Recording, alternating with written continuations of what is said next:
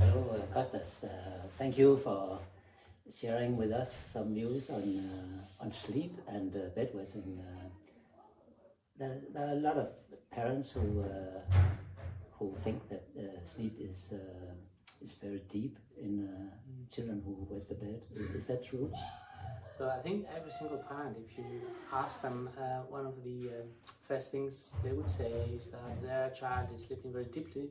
That's why they can't wake up during the night time and they pee their beds. And all studies have tried to evaluate whether these children are difficult to wake.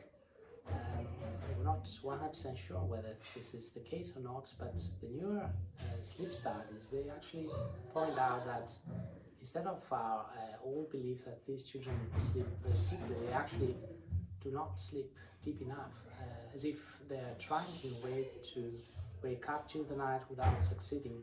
So in the end, their sleep is disturbed and what we call fragmented because of that.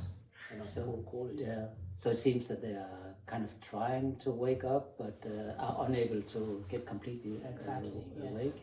And we speculate whether this is their way of interacting with the signals of the full bladder without achieving waking up and going to the bathroom. So the fact that the sleep is of poor quality, could this have any implications for daytime? I mean, for how the children feel during daytime? Definitely. We think that a good night's sleep is very important for our functions during daytime, and especially for children that do have to go to school and perform cognitive and manage everything. That may be an issue. If we don't sleep well, if the sleep is of poor quality, then I think that would impact how they perform in terms of cognition during daytime. So that could be an argument that you should go seek help for the bedwetting and try to get it treated. Definitely. I think the earlier you seek help and the earlier you become dry during the night, the better cognitive function you have during daytime, the better you will perform perhaps at school. Yeah. Is it possible to explain why a sleep disturbance could make the children wet?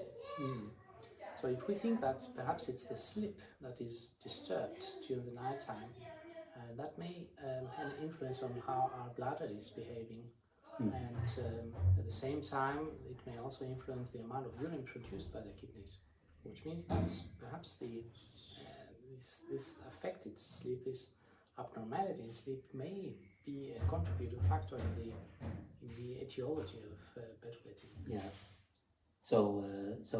But anyways, we don't have any specific treatment for the sleep. We have treatments for the bladder and for the urine production, right? Exactly. Yeah. Up to now, at least, we don't know enough to be able to treat the sleep abnormality. Yeah. So, but the important thing again is to seek help for this problem. Definitely, as soon as possible, and become dry as soon as possible. Thank you. You're welcome.